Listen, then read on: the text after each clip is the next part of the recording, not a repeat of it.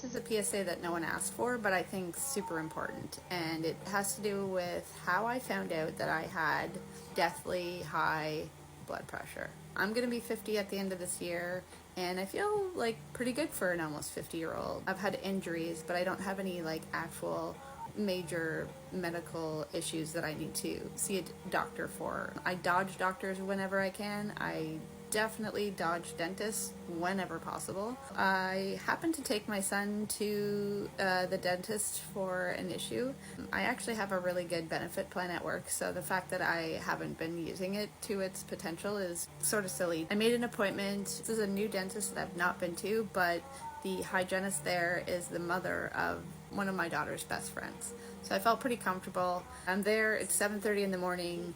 Jen, that's her name, she is, doing her best to make me feel comfortable. It's their policy to take your blood pressure before any treatments. From what I understand, some dentists do this, but not all. Ultimately, I do firmly believe that this policy of theirs saved my life. She used 3 different machines to test my blood pressure. Sitting there in the chair, cool as a cucumber, and she's getting these completely whack readings, like 197 over 128, 168 over 125, and she's thinking her machines are broken, but no, I am broken. She's kind of sitting there in a bit of shock because I'm sitting there seemingly perfectly fine, and aside from being stressed out at work, there kind of was no reason for me to have blood pressure that high. She said, "We can't do any procedure on you today. It's our policy. Go and get your blood pressure sorted out and then come back." But she made me promise her multiple times to go straight to the ER or to my family doctor. So I promised her I would do that. I left, and I instead went straight to work because I am a workaholic, number one, and I had a lot to do. And I convinced myself that I had just been working way too hard.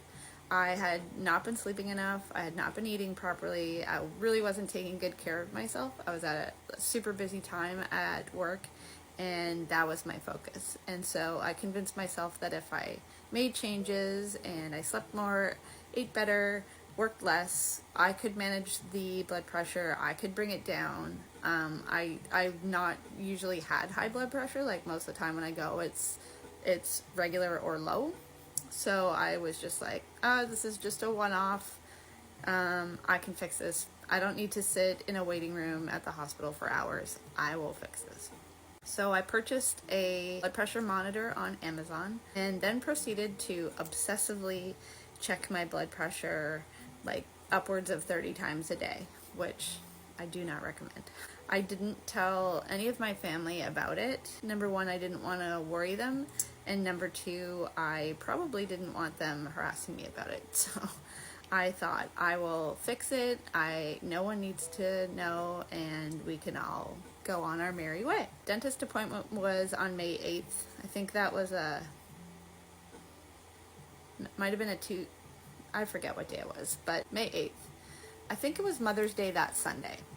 And basically I would take readings, and if I saw even like one number improvement, I convinced myself that what I was doing was working and everything was going to be just fine.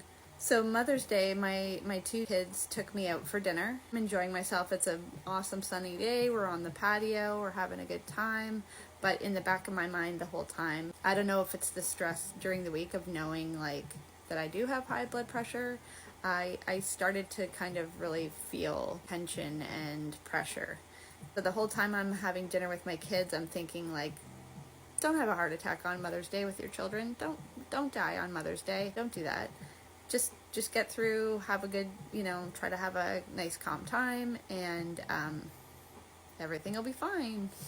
Everything was fine. It was a great night. And then that week at work, I had planned a pretty big event.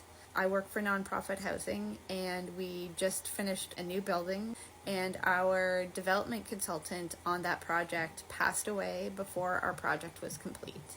She was pivotal in us being able to build that building in the first place. So to honor her memory, we named our community space in the building after her.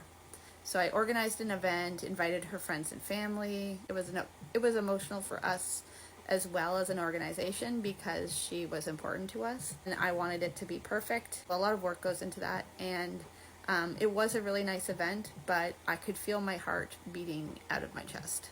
Again, I found myself in my head, do not die, do not have a heart attack at a dedication ceremony for someone who passed away.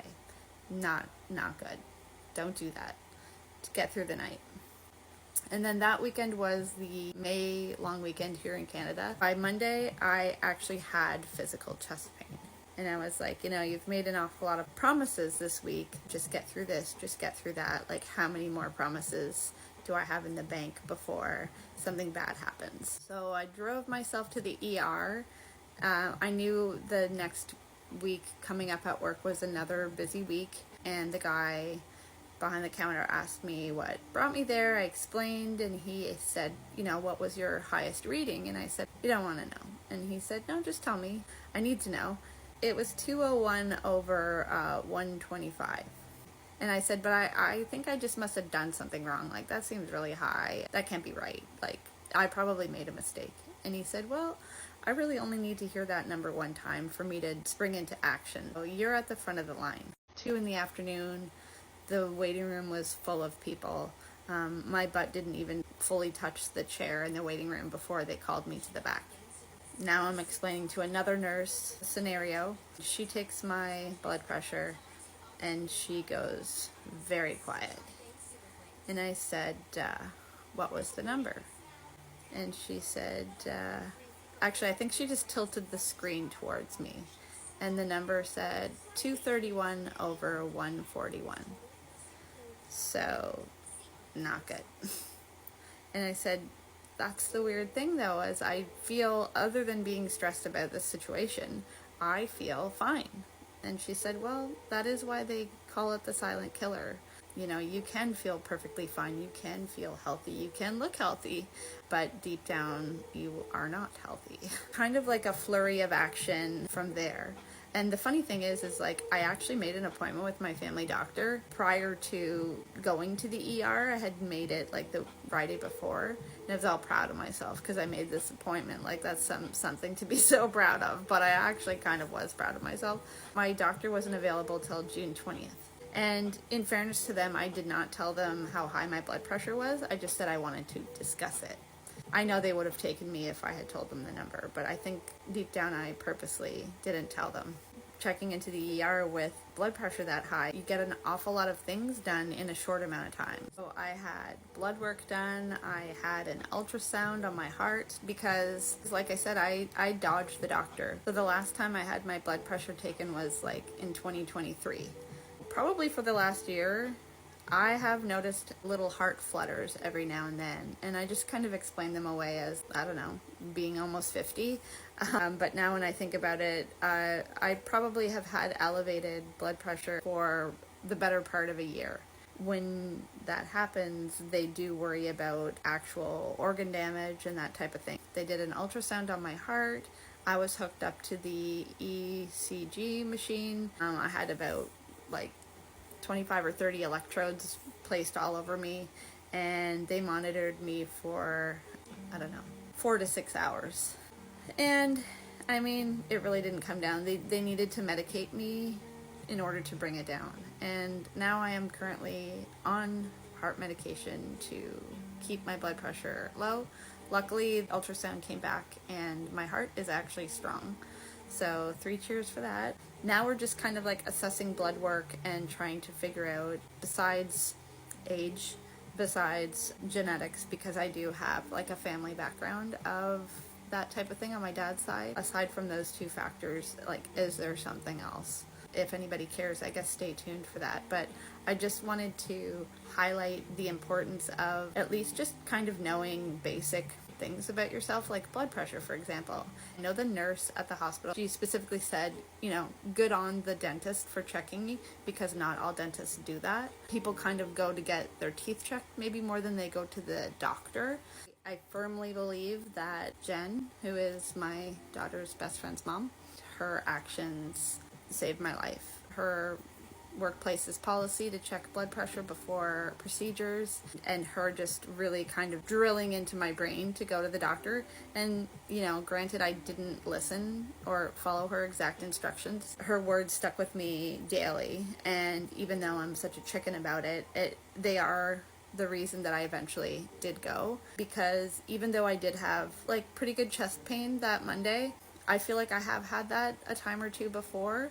I just explained it away. I just explained it that I was stressed out. I felt good, so that there couldn't be anything wrong with me. I just need to relax. I would have explained that pain away that day. I probably would have just gone and laid down. Just a recipe for disaster. Me ultimately going and getting checked out and now medicated for it is why I'm here to make this video.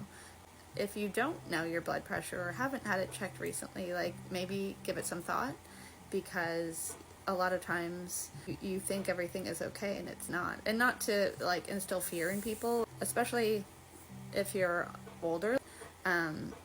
An almost 50-year-old woman with stress and chest pain, maybe check your blood pressure.